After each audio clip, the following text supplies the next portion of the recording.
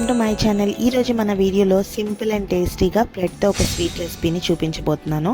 ఈ స్వీట్ని చాలా అంటే చాలా ఈజీగా చేసుకోవచ్చు. అలాగే ఈ సమ్మర్లో చల్లగా తినాలనిపించిన లేదా పిల్లలు స్వీట్ అని అడిగినా ఇలా బ్రెడ్తో సింపుల్గా స్వీట్ ట్రై చేసి చూడండి.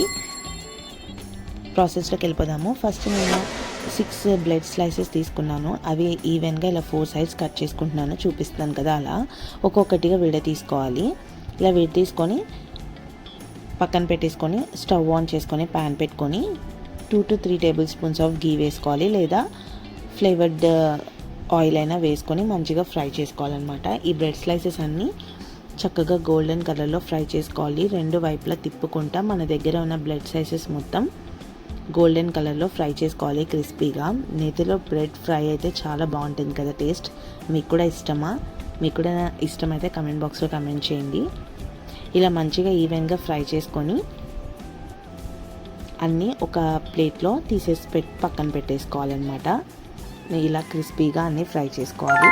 నెక్స్ట్ మనం మళ్ళీ బౌల్ పెట్టేసుకొని ఆ బౌల్లో స్మాల్ బౌల్స్ ఒక 2 బౌల్స్ మిల్క్ వేసుకోవాలి. ఒక 1/2 లీటర్ వేసుకుంటున్నాను నేను. ఇవి ఫుల్ ఫ్యాట్ మిల్క్ అనమాట, లేదా మీరు ప్యాకెట్ పాలైనా వాడచ్చు. తర్వాత ఒక 1/2 టీ గ్లాస్ మిల్క్ బౌల్లో పోసుకొని దానిలో 2 table spoons of custard powder వేసుకుంటున్నాను. ఇది వచ్చేసి స్ట్రాబెర్రీ కస్టర్డ్ పౌడర్ అనమాట, స్ట్రాబెర్రీ ఫ్లేవర్. మీకు ఏ ఫ్లేవర్ కావాలంటే ఆ ఫ్లేవర్ కస్టర్డ్ పౌడర్ యూస్ చేసుకోవచ్చు. చక్కగా లంప్స్ లేకుండా మంచిగా మిక్స్ చేసుకోవాలి. సో మనం మిల్క్ పొయ్యి మీద పెట్టాం కదా, అవి మంచిగా కలుపుకుంటూ ఉండాలి. మనం ఎక్కువ కలుపుకుంటూ ఉండాలి, లేకపోతే మీగడ కట్టేస్తుంది అనమాట. మీగడ కడితే అది మీగడగా తగులుతూ డెజర్ట్లో మనకు అంత టేస్ట్ అనిపించదు. సో మీగడ కట్టకుండా పాలు కలుపుకుంటూ ఉండాలి. అలా కలుపుకుంటూనే ఒక 2 to 3 table spoons of sugar వేసుకోండి మీ స్వీట్కి తగినంత. తర్వాత కస్టర్డ్ పౌడర్ కూడా మనం కలిపి పెట్టుకున్నాం కదా, ఆ పాలు కూడా వేసేసుకోవాలి. కస్టర్డ్ పౌడర్ మిల్క్ వేసేసుకొని మంచిగా మిక్స్ చేసుకోవాలి. ఆల్రెడీ మనం పౌడర్ వేస్తే కొంచెం థిక్గా అవుతాయి, ఇంకొంచెం థిక్గా అయ్యే వరకు కలుపుకోవాలి. ఈలోపు డ్రై ఫ్రూట్స్ అన్నీ కట్ చేసుకొని వేసుకుంటున్నాను. నేను వచ్చేసి బాదం, క్యాష్యూ అండ్ పిస్తా తీసుకున్నాను. పుచ్చగింజలు కూడా వేసాను. మీ దగ్గర మీకు అవైలబుల్లో ఉన్న డ్రై ఫ్రూట్స్ వేసుకొని మంచిగా కలుపుకోవాలి. డ్రై ఫ్రూట్స్ వేసాక కూడా ఒక 5 to 10 మినిట్స్ మరిగించుకోండి. అప్పుడు అవి డ్రై ఫ్రూట్స్ ఫ్లేవర్స్ అన్నీ దీనిలో దిగి ఆ డ్రై ఫ్రూట్స్ కూడా మెత్తగా బాగుంటాయి అన్నమాట డెజర్ట్లో. అలా ఉడికించుకున్న తర్వాత కూడా స్టవ్ ఆఫ్ చేసుకొని ఇవి కలుపుకుంటూనే ఉండాలి. మళ్ళీ స్టవ్ ఆఫ్ చేశాక పక్కన పెట్టేస్తే మీగడ కట్టేస్తుంది. సో మీగడ కట్టకుండా గోరువెచ్చగా అయ్యే వరకు కలుపుకుంటూ ఉండండి.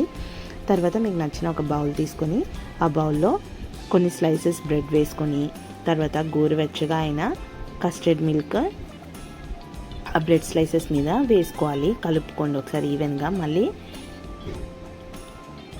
చల్లారకుండా చక్కగా గోరువెచ్చగా ఉన్నప్పుడే ఇలా చేసేసుకోండి. ఆ బ్రెడ్ స్లైసెస్ మీద మిల్క్ పోసుకొని మళ్ళీ పైన కూడా బ్రెడ్ స్లైసెస్ వేసుకొని ఇలా అయినా తినేయచ్చు మీరు కావాలంటే, లేదా సర్వ్ చేసుకొని ఫ్రిడ్జ్లో పెట్టుకొని ఒక 1 hour తర్వాత చల్లగా అయినా తినొచ్చు అనమాట. ఇలా నేను 2 బౌల్స్లో, ఒక చిన్న బౌల్లో అండ్ పెద్ద బౌల్లో సర్వ్ చేశాను. చక్కగా ఇలాగే పెట్టేసుకోవాలి. ఇంతే అండి, చూసారు కదా మన సింపుల్ బ్రెడ్ డెజర్ట్ తయారైపోయింది. చాలా సింపుల్ అండ్ చాలా ఈజీ. మీరు కూడా ట్రై చేయండి. ట్రై చేసి ఎలా వచ్చిందో మీ ఫీడ్బ్యాక్ షేర్ చేసుకోవడం మాత్రం మర్చిపోద్దు కమెంట్ బాక్స్లో. అండ్ మీకు ఈ రెసిపీ నచ్చినట్లయితే లైక్ చేసి షేర్ చేయండి. మరిన్ని రెసిపీస్ కోసం మన ఛానల్ని సబ్స్క్రైబ్ చేసుకోవడం మాత్రం మర్చిపోవద్దు. పక్కనే ఉన్న బెల్ ఐకాన్ కూడా క్లిక్ చేయండి.